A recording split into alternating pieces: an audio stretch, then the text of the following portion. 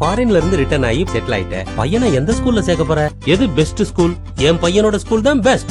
Just அந்த ஸ்கூல்ல பாரு, எவ்வளவு பெரிய பில்டிங் தெரியுமா? ஆனா படிப்புங்கிற பேஸ்மெண்ட் வீக்கா இருக்கே. அப்படி இருந்தா ஸ்ட்ரென்த் எப்படி ஆயிரக்கணக்குல இருக்கும்? கோடி கணக்குல பிசினஸ் நடக்குது, அதுக்கேத்த கோச்சிங் நடக்குதான்னு பாத்தீங்களா? என் பையனுடைய ஸ்கூல் தான் வெரி ஓல்டு ஸ்கூல், அதுல சேர்த்து விட்டுலாம். அறத பழசான பாடத்திட்டங்களும் டீச்சிங் மெத்தட்ஸும் இந்த போட்டி நிறைஞ்ச உலகத்துல எந்த அளவுக்கு உதவும் நினைக்கிற?